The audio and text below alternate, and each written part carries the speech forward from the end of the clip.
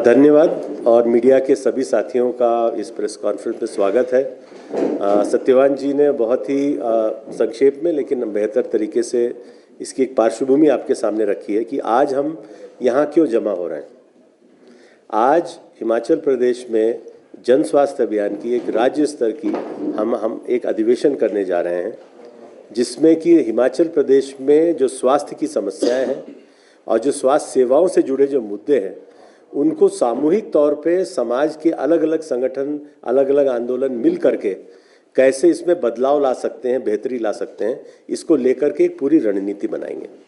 और इसका जो केंद्र है वो है स्वास्थ्य का अधिकार, राइट टू हेल्थ, और स्वास्थ्य सेवाओं का अधिकार। तो हिमाचल प्रदेश वैसे देखा जाए तो करीब 78 लाख जनसंख्या का राज्य है। यहाँ पे 2114 सब सेंटर है, 580 प्राइमरी हेल्थ सेंटर हैं, 105 कम्युनिटी हेल्थ सेंटर्स हैं। काफ़ी बड़ा एक नेटवर्क है स्वास्थ्य सेवाओं का, ये अच्छी बात है। और उसके तहत लोगों को सार्वजनिक स्वास्थ्य सेवाएं मिल भी रही हैं, लेकिन कहीं ना कहीं उनमें कुछ कमियां भी हैं, कुछ गैप्स हैं और उनको और मजबूत करने की ज़रूरत है। और उनके ऊपर लोगों की जो एक जवाबदेही है, जो एक अकाउंटेबिलिटी है, वो भी स्थापित करने की ज़रूरत है। और इसलिए राइट टू हेल्थ में दोनों हिस्से शामिल हैं कि सरकार अपनी सेवाओं में भी बेहतरी करे और लोग भी जागरूक हों और लोग अपने स्वास्थ्य अधिकारों को पाने के लिए सक्रिय हों और सामूहिक रूप से उसके लिए काम करें। और उसके लिए अलग अलग माध्यम हैं, जन आरोग्य समितियां हैं, अलग अलग और प्रकार की समितियां हैं और प्रक्रियाएं हैं, लेकिन एक जन निगरानी, जन अधिकार और जनता के द्वारा एक जवाबदेही स्वास्थ्य सेवाओं को स्थापित करने के लिए ये हमारा जन स्वास्थ्य अभियान का प्रमुख उद्देश्य है। और इसके तहत हमने कई राज्यों में ये मांग उठाई है कि हमारे राज्य में स्वास्थ्य सेवाओं के अधिकार का कानून होना चाहिए, क्योंकि जब कानून होगा, जैसा कि राजस्थान में एक उस दिशा में प्रयास किया गया, तो सरकार प्रतिबद्ध होगी, सरकार के ऊपर एक प्रकार का दबाव रहेगा कि उसको ये कम से कम बुनियादी सेवाएं देनी होंगी। नहीं तो दूसरा खतरा ये है कि बड़े स्तर पे निजीकरण या प्राइवेटाइजेशन की एक लहर पूरे देश भर में स्वास्थ्य सेवाओं में चल रही है।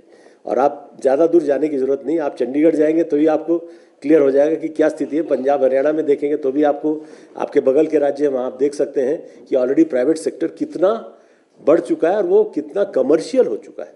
वो बाजारी प्राइवेट सेक्टर जो है, जिसका बाजारीकरण हो चुका है, वहाँ मरीजों को तमाम प्रकार की समस्याएं आती हैं।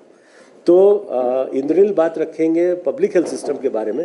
मैं प्राइवेट सेक्टर की बात फिर इसी के साथ जोड़ देता हूं कि एक महत्वपूर्ण जो आज के प्रेस कॉन्फ्रेंस का एक मुद्दा है, जिसे मैं चाहूँगा कि आप उठाने की कोशिश करें, कि हमारे देश में प्राइवेट अस्पतालों को नियंत्रित करने का एक कानून है जो 15 साल पहले पार्लियामेंट ने बनाया था 2010 में। और वो कानून इस देश के 12 राज्यों पे लागू है, जिसमें हिमाचल प्रदेश भी एक है, जिसके तहत ये स्पष्ट रूप से लिखा हुआ है कि प्राइवेट अस्पतालों में जो रेट्स होंगे, उनको हर प्राइवेट अस्पताल को अपने रेट्स प्रदर्शित करने होंगे और वो रेट्स नियंत्रित होंगे।